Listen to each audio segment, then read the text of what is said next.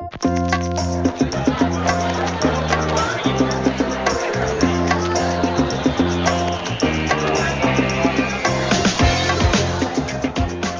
and welcome to the GrowVC Everyone Funding podcasts. This week I'm your host Paul Higgins and I'm joined by Emma Jones, one of the founders of StartUp Britain. Welcome, Emma. Good morning, Paul. Nice to be here. It's great to have you here, Emma. We were really keen to speak with you because you kindly asked us to take part in the upcoming Finance for StartUp Britain events. But before we talk about that, why don't you tell us a little bit about your background and also how StartUp Britain was founded, what it was created for and how it got going? Indeed, the start of StartUp Britain. So I guess just by way of brief background, there were 8 founders of StartUp Britain and all of us run our own business. So my business is a company called Enterprise Nation. All 8 of us were involved in the small business sector, which is kind of what brought us together to launch StartUp Britain. So my company helps people start and grow their own business through online content. We publish books, ebooks and kits. We hold lots of events. And we also offer funding, actually, which maybe we'll talk about a little bit later in the podcast. So Enterprise Nation is my day job. StartUp Britain came about just around about 14 months ago that, as I say, 8 of us gathered in the offices of a gentleman called Lord Young, who had been in government advising the Prime Minister on enterprise, had stepped away for a while. So we went to see him to say, right, were there things you wanted to do in government that we can kind of now take on? Anyway, the result of this meeting was kind of, the challenge to launch StartUp Britain. StartUp America had launched in January. And so this was the February when we all got together and we said, right, that looks like a good idea. Let's do the same thing here. So just, I guess, to be clear in terms of what StartUp Britain is, very much a private sector project and initiative founded by these 8 people who do run their own businesses, and the funding for the campaign comes from private sector sponsors. So we have sponsors such as AXA, Dell, Intel, PayPal, Intuit, who support things that we do, and thanks to them we're able to operate. So we're highly supported by government. It was launched by the Prime Minister and the Chancellor, but all of our funding comes from the corporate sector. So means we can do lots of great things to help more people start businesses and encourage existing businesses to grow. Fantastic. And where did you start? How did you start up Enterprise Nation and where were you before that? Yeah, so in terms of, I guess, my Enterprise Nation was launched 6 years ago, so it feels very old now as a business, not so much a baby anymore. And Enterprise Nation was launched on the back of the fact that I had spent 5 years at Arthur Andersen, that at the time was one of the world's largest accounting firms. Some of your listeners may know that Andersen's sadly went down in a scandal involving an oil company called Enron. I'd left the firm by then, so I left Andersen's when I was 27 and started a first business, which was an inward investment business, and we sold that company within 15 months of trading, actually. So it was quite a quick flip in terms of starting, growing and then selling on the business. So I had a lock-in clause with the company that acquired us, but essentially spent time thinking, right, what shall I do next? And I'd started and grown the business from home. So as I say, kind of this was 6 years ago, I could see that a lot of people were starting a business from home, and yet there wasn't any distinct information that was out there. And there are some particular points about starting and growing a business from home, which is, how you create separate working space, how you kind of work around the family, but also the upsides. So Enterprise Nation was originally launched as the home business website. Our first book that came out in 2008 was called Spare Room Startup, How to Start a Business from Home. But over the past 6 years, we've grown as a company. So we are now just labelled the small business community. We have 70,000 plus small business owners who come onto our website, who've been members of ours for a good couple of years. And so hopefully we give them all the advice that they need to grow either from a home base or to outgrow the home and continue to develop their business. That's great. And as you said, obviously Enterprise Nation has grown, but also StartUp Britain has grown in the last 14 months since it started. And what does it encompass now?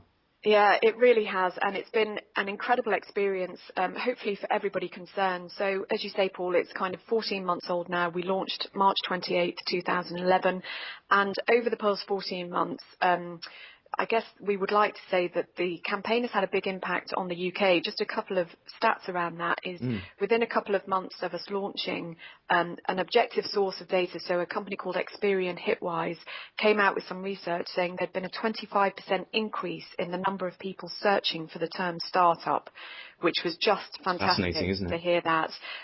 Since then, there have been record numbers coming out. Last year, Companies House recorded a record rise in the number of people starting a business, so 480,000 new limited companies formed last year. Self-employment is at a record high. So it's an incredible time in the UK for people who are starting a business. And what StartUp Britain aims to achieve is, as a campaign, it looks to shine a spotlight on all the great things that are going on. Because the position we're in Britain is that the government, and I believe quite rightly, has pulled back from offering intensive business support. So we used to have a structure called Business Link. That has now been that's now got an online presence, but hasn't got the physical kind of spaces and locations it used to have. So what has happened is the private sector has stepped in. So we are now seeing companies like Mighty, who've launched something called Mighty Millions, which is giving away £5 million to startups.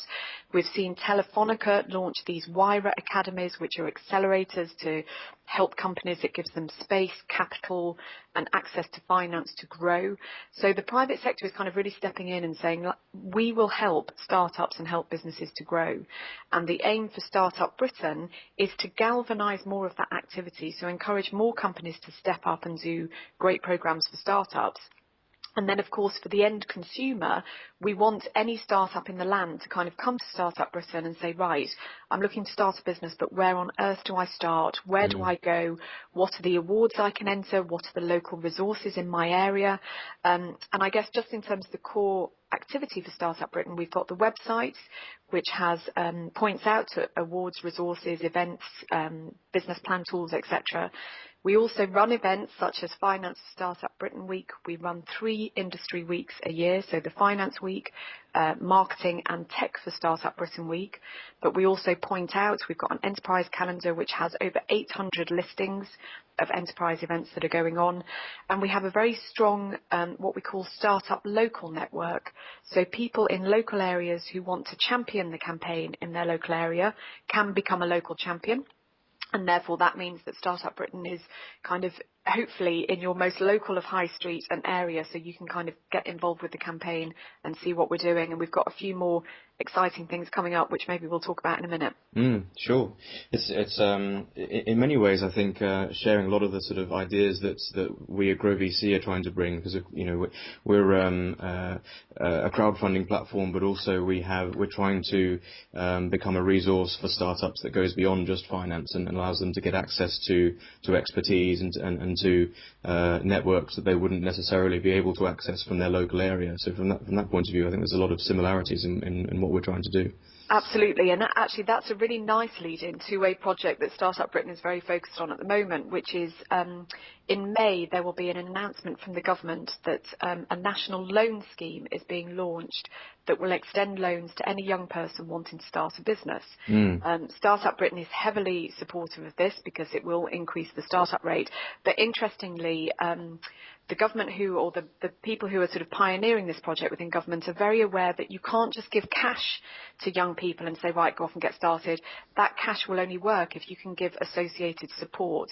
And in fact, I was talking with somebody about just this yesterday in terms of saying when young people start a business, what they need is the cash, but also confidence, contacts and customers. So it's kind of 4 C's.